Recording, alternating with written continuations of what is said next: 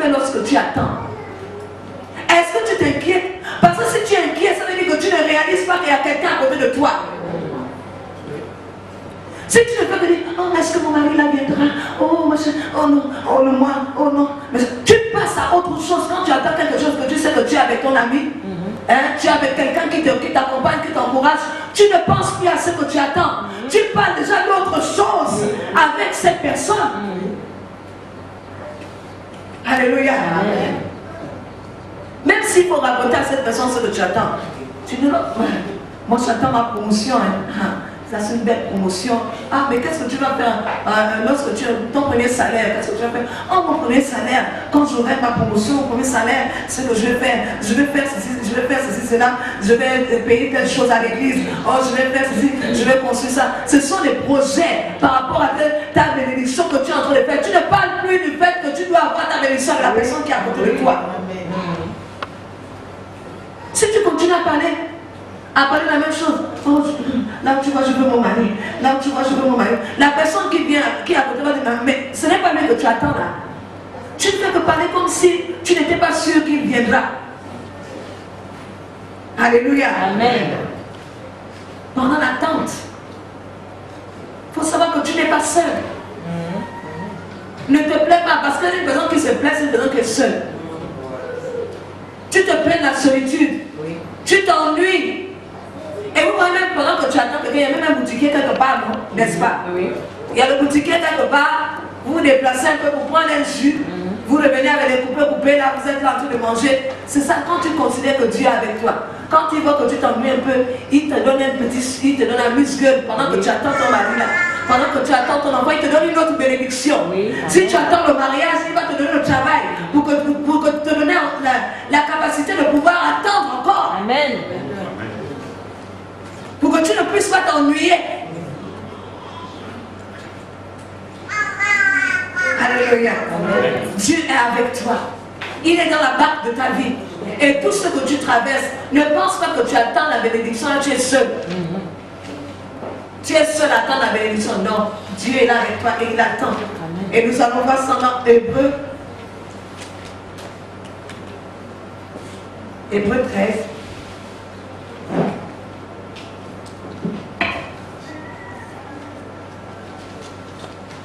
Hébreux 13, versets 5 à 6.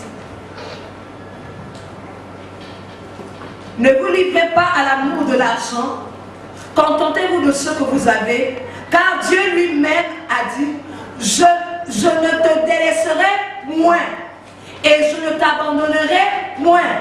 C'est donc avec assurance que nous pouvons dire, le Seigneur est mon aide. Je ne craindrai rien que peut me faire un homme.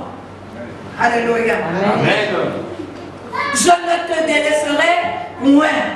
Ça veut dire même lorsque tu attends ta bénédiction, il n'est pas loin, il est là à côté de toi. Vous voyez, lorsque la femme est en travail, quand je suis à l'hôpital, je demandais à être à assister à l'accouchement. J'ai vu le médecin, j'ai vu la sage-femme, j'ai dit non. Elle me dit, oh, c'est interdit aux gens qui ne sont pas du service. Je dis, ah, c'est où vous avez la feuille là, je suis rentrée, je dis non, c'est mon bébé. Je veux voir, je veux assister à l'accouchement. Oh non, ça ne dépend pas de nous, c'est le médecin, c'est interdit. Je dis, moi je veux assister à l'accouchement. Je vais assister à l'accouchement, je vais tenir la main de ma fille pendant qu'elle va accoucher. Alléluia. Amen. Elle a refusé, elle m'a dit, si tu vois le médecin. Je suis allée, j'ai vu le médecin, j'ai dit, monsieur, bonjour, non, bonsoir. Je vais assister à l'accouchement. Il me regarde, on m'a amené, il me regarde. Il me dit, ça, c'est pas possible. Je dis, non, c'est ma fille. Elle n'a que 18 ans. Je veux assister à l'accouchement. Je vais être là. Chez les blancs, n'est-ce pas, ça se fait aussi. Il dit, bon, ah, ça dépend de la condition de la salle. Hein. Je dis, même si la salle est propre ou c'est pas propre, je vais assister. Il dit, bon, quand vous insistez, il faut assister.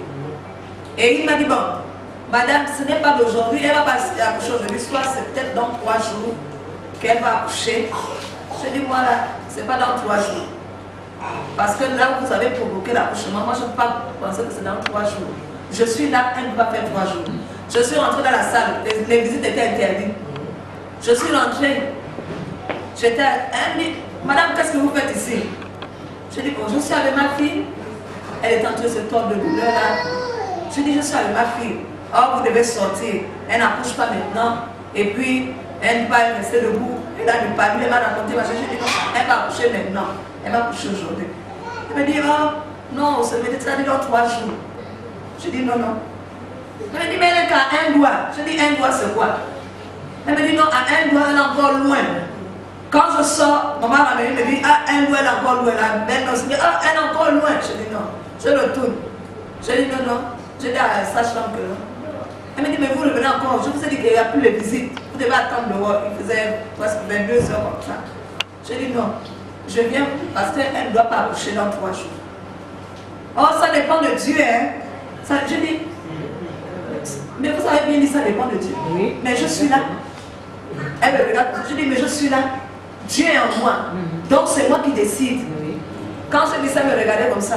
Je dis, j'ai décidé, j'ai imposé les mains. Je dis, tu ne vas pas accoucher dans 3 jours. J'ai imposé les mains. J'ai dit, toi qui es là-dedans, tu dois déjà sortir. Et tu ne vas pas faire souffrir ma fille, tu vas sortir. Et quand je suis sortie, je dis, ah, quand on provoque la grossesse, ça, la douleur est multipliée par 3. Donc, votre fille va souffrir, hein. Elle va souffrir. Je dis, à un moment, je commence à avoir peur. Je dis, ceux qui ont déjà, j'ai appelé une qui avait vécu ça, me dit, hey!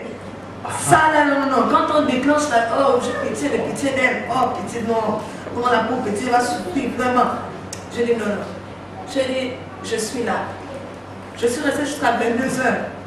Je lui ai dit, bonjour mon père, je sais que tu vas bien accoucher. À 3 heures, on m'appelle, maman, elle a bien accouché. À 3 heures du matin, je suis quittée à 22 heures, 3 heures du matin, elle a accouché. Je lui ai demandé si ça faisait mal, elle dit non. Elle est sortie comme ça, pouf. Je dis, elle est sortie comme ça, pouf. Elle m'a dit, je n'ai même pas eu. Je dis, tu n'as pas eu. Elle dit, non. Pouf. Je dis, la confusion. Quand Dieu est là, quand tu es à l'attente, elle était à l'attente de l'accouchement. Elle attendait l'accouchement avec douleur. Mais quand tu sais que Dieu est à tes côtés, ce que tu attends ne se passe pas avec douleur.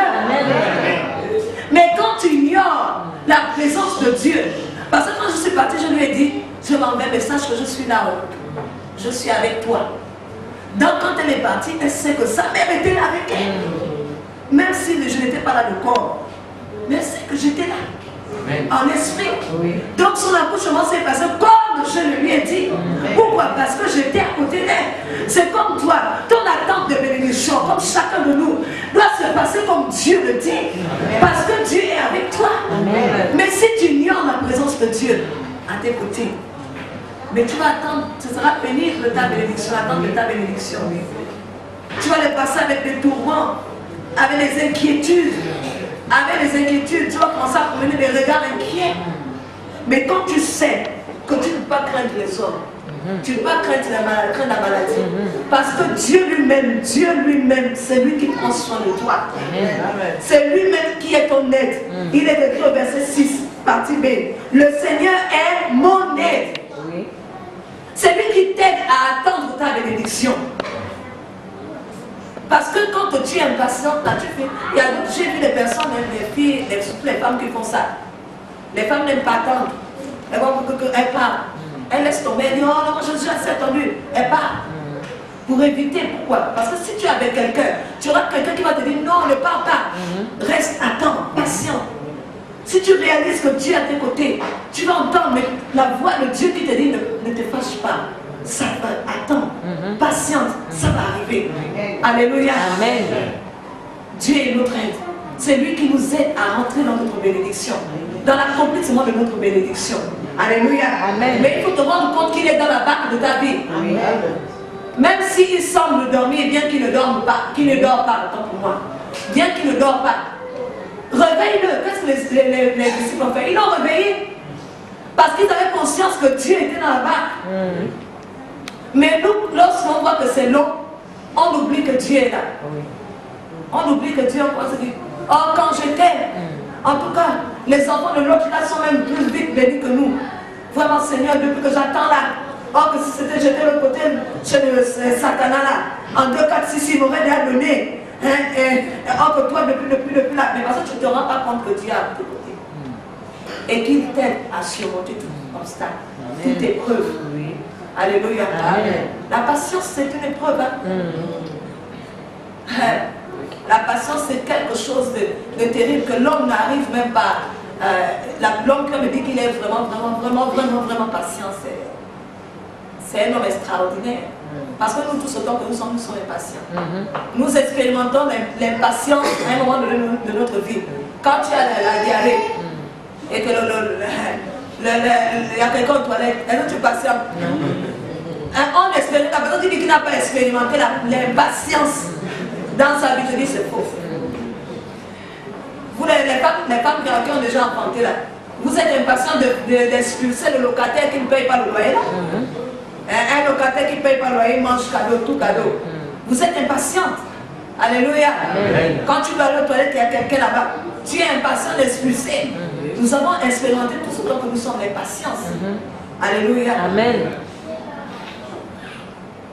Donc Dieu nous demande et nous dit qu'il est là. Amen. Il est là avec nous. Dans l'attente. Quand tu attends, il est là. Il est là à t'aider à surmonter l'impatience. Par ses paroles. Alléluia. Amen. Nous allons prendre 1 Pierre.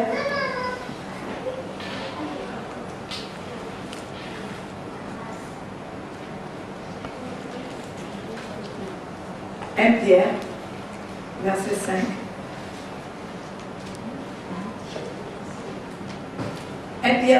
Pierre 5, 7. Même lorsque tu attends la bénédiction, il continue à prendre soin de toi. Il ne dit pas que non, quand il n'a pas dit à Abraham, bon, comme j'ai proclamé que je te bénirai, donc tu attends la bénédiction et je ne m'occupe plus de toi. Dieu n'a pas dit ça. Même si Dieu t'a promis des grandeurs, même si Dieu t'a promis, peu importe ce que Dieu t'a promis, il prend toujours soin de toi, au-delà de ce que tu peux imaginer. Au-delà de ce qu'il t'a promis, il prend soin de toi. Amen. Alléluia. Amen. Il t'a promis le mariage, c'est pas parce qu'il t'a promis que non, tu vas te marier, qu'il ne prendra plus soin de ta santé, qu'il ne prendra plus soin de tes finances, qu'il ne prendra plus soin de ton travail. Non. Je te dis non. Il prend soin de tous les domaines de ta vie. Amen. De ce que tu attends et ce que tu ne demandes pas. Salomon, il a demandé quoi? La sagesse, n'est-ce pas? Oui. Qu'est-ce que Dieu lui a donné en plus? La richesse. Tu peux demander une bénédiction, mais quand tu sais que Dieu est à tes côtés, il te donne encore un bonus. Le bonus là, c'est pour t'aider à patienter pour ce que tu attends. Oui. Mais pour cela, il faut réaliser que Dieu est à tes côtés. Il ne faut pas oublier, commencer à parler, si tu oublies que tu es venu avec quelqu'un.